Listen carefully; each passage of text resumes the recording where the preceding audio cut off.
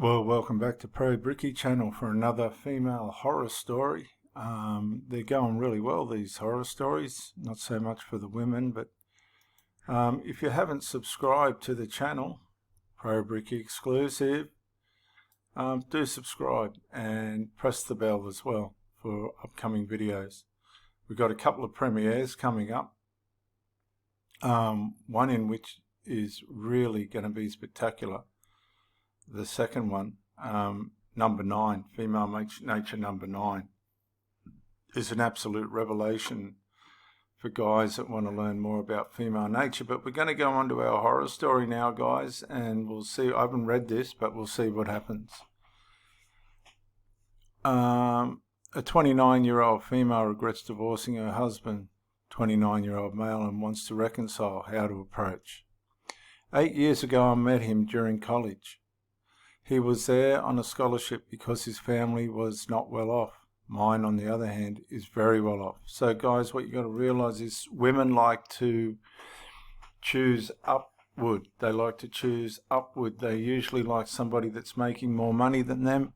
And this is a bit of a disadvantage if you're not in that category. It's not a good idea, really, to end up with a woman who is earning more money than what you are, because they eventually get tired of you and change you out for somebody that's making more money. This is just facts. Subscribe to the channel, guys.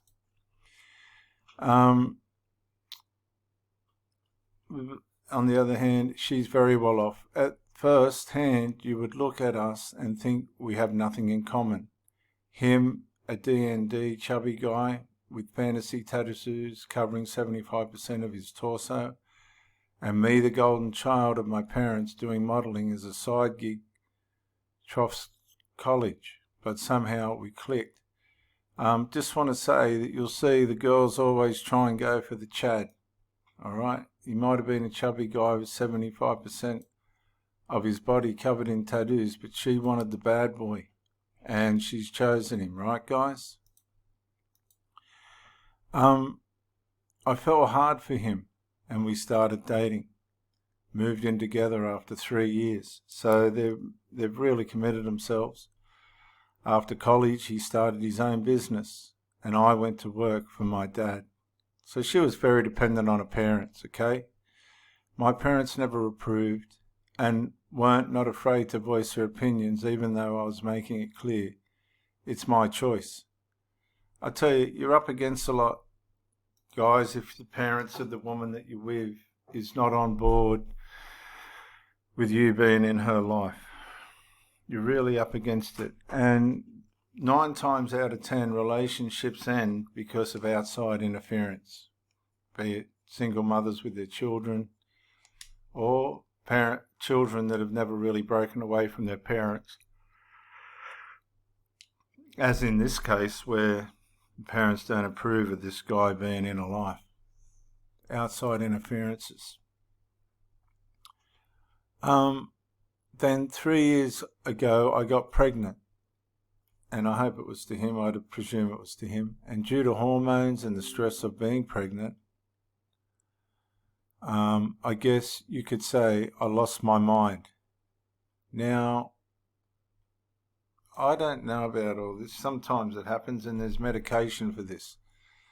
But it seems to me, and I don't want to read too far into it, but this could be a pretty big excuse for not being able to handle what she'd gotten herself into. She hasn't got the character to cope with what she's done to herself. Now she's pregnant. Doesn't sound like she's married yet. And there's a kid on the way, and she is probably rattled. She's probably shocked that she's pregnant, and it's not a good situation to be in if things aren't set up correctly. I started listening to my parents. Okay, so she's gotten pregnant, and now she's listening to her parents. If you remember just back a bit, she wouldn't listen to her parents when they warned her that this guy wasn't the right guy, about how he was not adequate, still playing with toys when he is a grown man. He still has a group of friends he plays D&D with. how he doesn't provide enough. He earns good money, just not good enough in their eyes.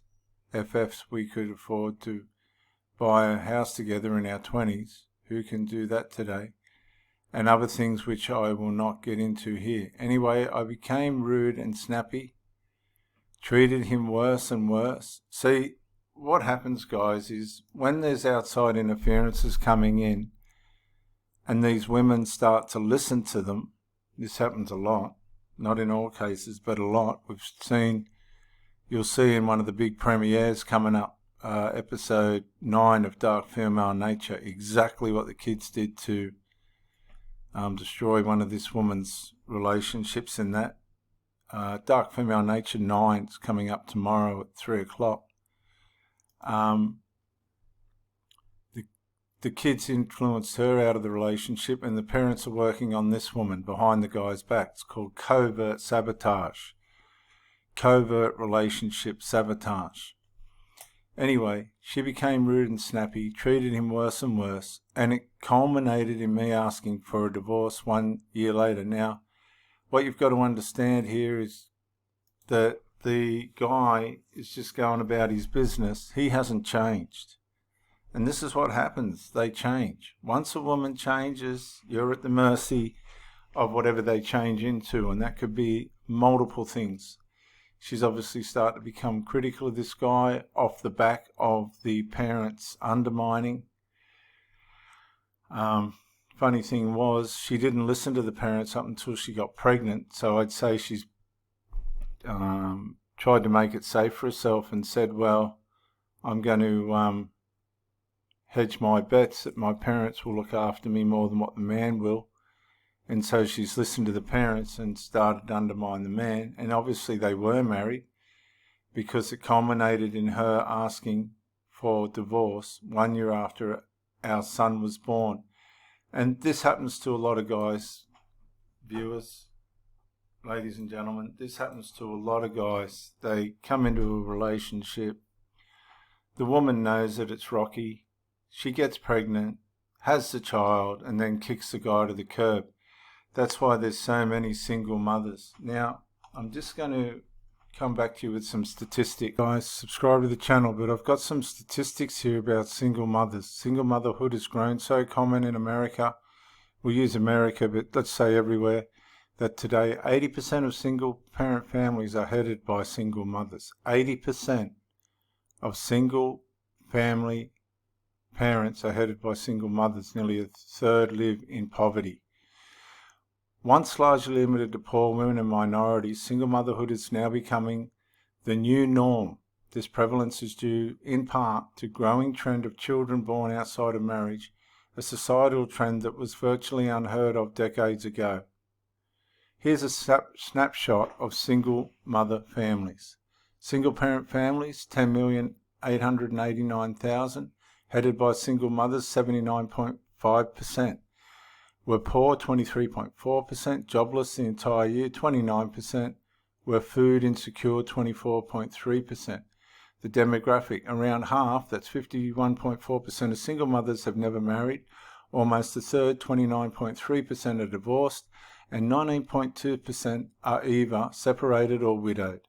Half have one child, 30% have two, and about 2/3 are white and 1/3 black. Employment. At any one time, about 2/3 of single mothers are working outside the home, a slightly greater share than the share of married mothers who are also out working outside the home. However, only half of employed full-time all year, a quarter were jobless the entire year. Among those who were laid off or looking for work, less than a quarter received unemployment benefits. So 29% were jobless the entire year, and 22.4% received unemployment benefits. This is the average income, medium income for single mothers, and medium income for married couples, so it's half. Black families are 35% poor, native families were 43% poor, and white families 26% poor. So there's some stats on that. Don't forget to subscribe to the channel, guys. Here's some statistics. It's from the fatherless generation. What is the fatherless generation all about? it's an analysis, and we're going to have a look at it. Statistics: 63% of youth suicides. 63% of youth suicides are from fatherless homes. 5 times the average. Now listen to this, guys. 90% of all homeless and runaway children are from fatherless homes. That's 32 times the average. Listen.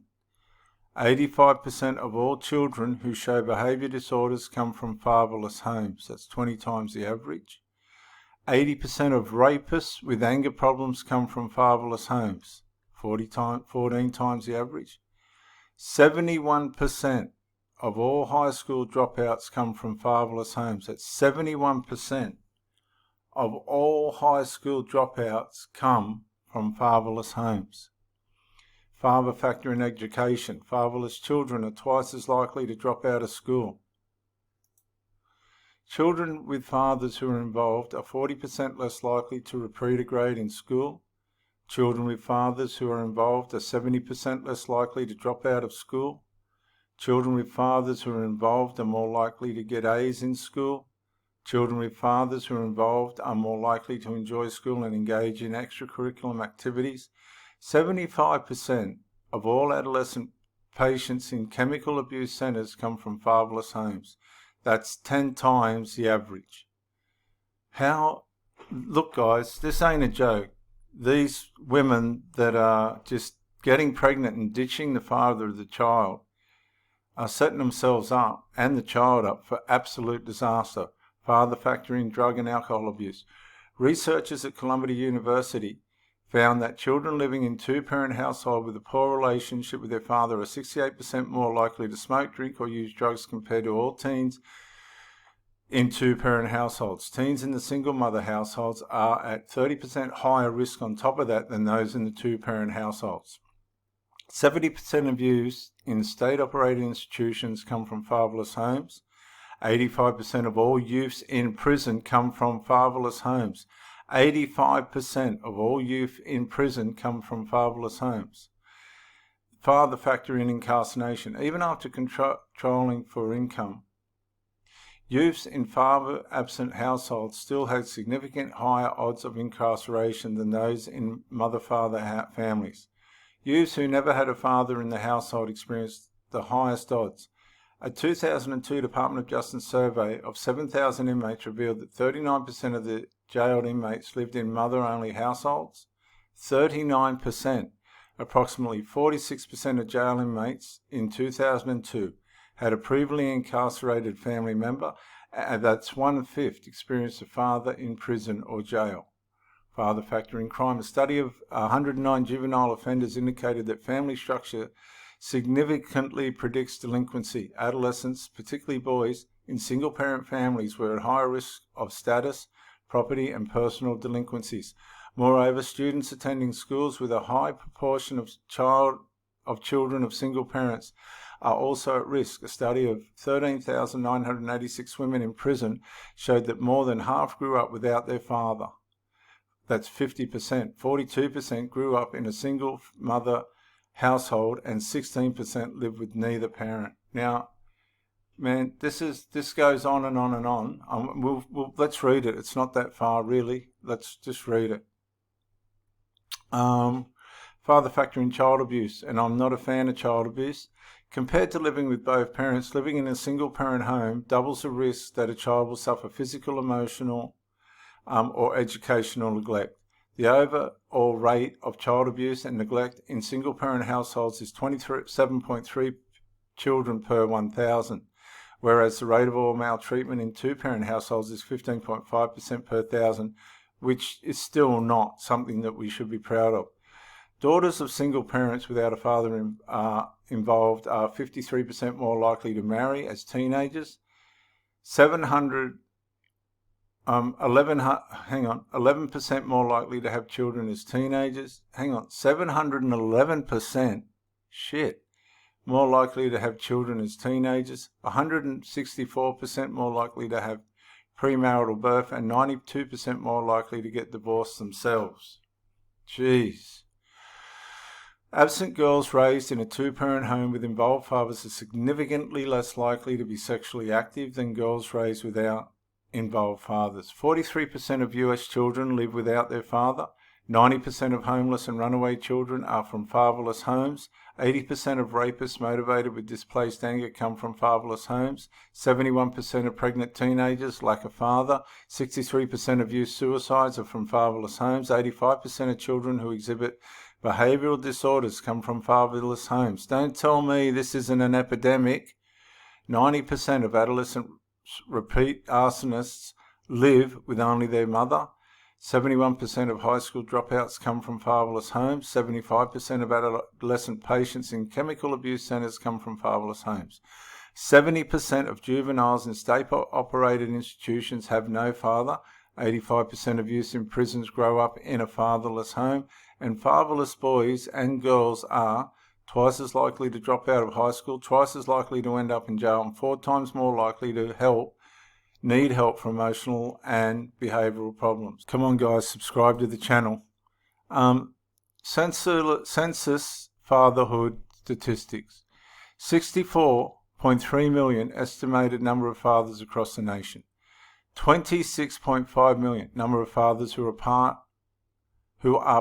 of married couple families with their own children under the age of 18. Among these fathers, 22% are raising 3 or more of their own children under 18 years of age among married couple family households. 2% live in the home of a relative or a non-relative. 2.5 million. The number of single fathers, up from 400,000 in 1970, currently among single parents living with their children. 18% are men. Among these fathers, 8% are raising 3 or more of their own children under 18 years of age. 42% are divorced, 38% have never married, and 16% are separated, and 4% are widowed. The percentages of those divorced and never married are not significantly different from one another.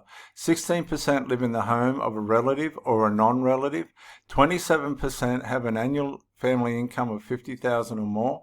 85% among the 30.2 million fathers living with children younger than 18. The percentage who lived with their biological children are 11% live with stepchildren, 4% with adopted children, 1% with a foster child. Recent policies encourage the development of programs designed to include economic status and low-income non-residential fathers in the financial and emotional support provided to their children. This brief provides 10 key lessons for several important early response fatherhood initiatives that were developed and implemented during the 1990s and early 2000s. Formal evaluations of these early fatherhood efforts have been completed, making this an opportune time to step back and assess what was being learned and how to build on the early program's successes and challenges. While the following statistics are formidable, the responsible father research literature generally supports the claim that a loving and nurturing father improves outcomes, children's families and communities. It improves outcomes for children, families and communities. The father in the family is essential. And this is where the devil's breaking down everything he can. Here we go. This is the crescendo, guys. Children with involved, loving fathers are significantly more to do well in school, have healthy self-esteem, exhibit empathy and pro-social behaviour, and avoid high-risk behaviours such as drug use, truancy and criminal activity compared to children who have uninvolved fathers. Studies on parent-child relationships and child well-being show that the father's love is an important factor in predicting the social, emotional and cognitive development and functioning of children and young adults. So the father's love is an important predictor on how these children are going to end up. 24 million children, that's 34%, live absent from or they are not with their biological father. Nearly 20 million children live in their single parent homes. 43% of first marriages dissolve in 15 years, and about 60% of divorcing couples have children, and approximately 1 million children each year experience the divorce of their parents. Ooh, guys, fathers who live with their children are more likely to have a close, enduring relationship with their children than those who do not. Compared to children born within marriage, children born to cohabitating parents are 3 times as likely to experience father absence, and Children born to unmarried, non-cohabiting parents are 4 times as likely to live in a father-absent home. About 40% of children in father-absent homes have not seen their father at all during the past year. 26% of absent fathers live in a different state than their children, and 50% of children living absent to their fathers have never set foot in their father's home. Children who live absent from their biological fathers are, on average, at least 2 or 3 times more likely to be poor, to use drugs, to experience educational, health and emotional and behavioural problems, to be victims of child abuse, to engage in criminal behaviour than their peers who live with their married, biological or adopted parents. From 1995 to 2000, the proportion of children living in single-parent homes slightly declined, while the proportion of children living with married to 2 parents, remained stable. Guys, I don't know what to say. I really don't know what to say. How critical is a father to the family? So this woman says, back to the story, I became rude and snappy, treated him worse and worse, and it culminated in me asking for a divorce 1 year after our child was born. And that's why I read those statistics. She's gotten pregnant and then kicked this guy to the curb, and this is a trend now in our communities. The guy never did anything wrong. He was still the same guy. But as she said, she felt like she was going out of her mind. So who paid for that? The guy did, not the girl, the guy. During this time, he was never fighting back. He was just a cool guy doing the right thing. I believe he was even worried about me because pregnancy and having a toddler was stressful, especially how I biologically had to bear most of the burden. Yeah, hang on a sec. She's presuming that he wasn't even worried. It says was, but wasn't. I think it means wasn't.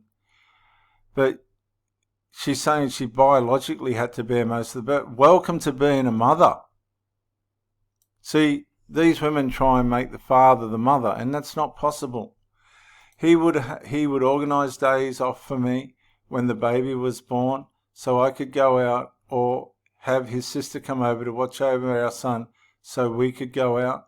I mean, this guy was trying, so why did she divorce him? But I didn't see any of that. Didn't want to see any of that. The parents were smashing her. She was listening to what they were saying. Guys, this happens to men all the time. All the time. She couldn't see it, didn't want to see any of that. Now, mind you, we had our arguments, but he was present and supportive of me and my plans. Well, okay, there you go. What more does a woman want? What more do these women want? This is just a classic case of dysfunction. Somebody that really wasn't able to navigate marriage. Our arguments were more about how he would stay up late playing video games and not sleep enough, or people saying the wrong things, nothing that couldn't be worked out by talking. So, guys, this is a horror story from hell because he's the victim of her mentality. When I asked for a divorce, he didn't fight it. He said, I'll give you everything if you just let me spend time with our son. So this guy had obviously had enough of her at this point. He knew what was coming. He wasn't stupid. I agreed, and that was the first time I noticed I messed up. Well, why didn't she stop there, guys? Because this is a woman's scorn. Not enough to call it off, but it was the first of many stomach knots to come. And this, guys, is the insight into what happens to these women after they make these bad choices. Don't think they just get away with it. They don't. As you can imagine, my parents were happy. Oh my goodness me. Yes, Satan was happy. His family more sad than angry that I divorced him. Yeah, just the disgust and the disdain. Over the last years, he would come and spend time with our son as often as he could, and I would never fight it. I enjoyed watching the two of them together. Now, as soon as the divorce was finished, I started having regrets. Well, see, now she hasn't got what she wants. They started out small. The regrets started out small, but they are unbearable now. I miss how he would look for any chance to bite my hips. I would pretend I hate it and complain, and he would retort it's my fault because I look adorable. So he was complimenting. How he would drool in his sleep all over my arm. How he would say something romantic and then immediately proclaim himself the most romantic man alive, and that I am so lucky to have him. It was frustrating how he would ruin all moments. This week, my parents came over and apologised. My dad told me they both noticed how unhappy I was. Oh, come on. You can't pay for this stuff, guys. You can't go to college and learn this stuff. This is the classic dysfunctional family, covert emotional fucking operating family that's intruded into this girl's life, screwed a marriage, and now they're coming to apologise? The guilt and the shame? Come on, guys. They said they should have been supportive and realised they had a hand in the breaking up of my marriage. Well, send them to jail. They should go to jail.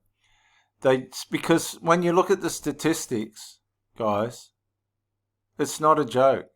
People that are ruining families and making these single mother environments, they need to go to jail. It's just not funny. It's bad. And this goes for the single mothers as well. So the parents come and we help break up the marriage, and we're sorry about that. They just want me to be happy. They didn't care about if she was happy or not on the other side of the divorce when she was happy. They didn't care. Why do they happy now? Why do they care now? Really, they don't.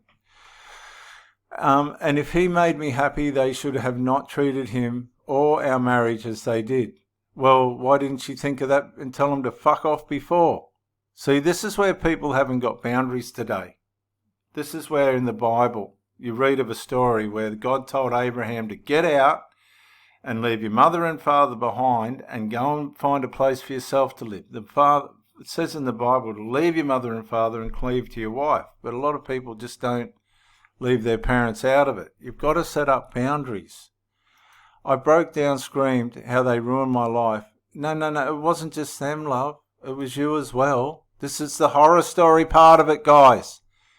How I miss him and want my husband back. And you know what? Underneath it all, there would be the majority of single mothers, in most cases, once they realised that they labelled these blokes as narcissists, and they weren't. Narcissist is just a common word for I want out of the relationship now. They turn around later and they miss him and they want their husband back. They both hugged me and cried with me and said sorry in 1,000 different ways. After we calmed down, they said I should speak to him and see if there is any chance to try again. He is always friendly when he comes and visits, and whenever I need help, he comes running. Bit of a simp. Makes me feel optimistic I still have a chance. Good gosh, come on. Now, just to clarify, my parents are also to blame, but most of the blame falls on me. All of the blame falls on you for not having boundaries. Keep your parents out of the relationship, guys and girls. It was me who listened and me who filed for divorce. My question is, what to say, how to approach him. Tomorrow he's coming to take our son for a walk and to the park. Do I call him and ask to meet him when he is not visiting? I need advice. Please help. I know I messed up and I'll regret it for the rest of my life, but I want another chance. He is single and has been since divorce, same as me. Well, guys, you can... well, is there any advice? Let's have a look. The Serpent of Eden says, there, fix that for you. A lot of people are suggesting therapy. Some phone apps do not format correctly when posting. If I want a line between paragraphs, what are these? Okay, you mean this most perfect man who has never done anything wrong in his life and his evil harpy of a wife who can't even make her own decisions don't exist? They exist. I seriously wish these type of posts wouldn't be cross-posted here. Sure hot wife at that. Don't forget that part. She was a part-time model. They need ugly people for models too. At least that's what the guy at the mall told me when he gave me that amazing deal on my headshots.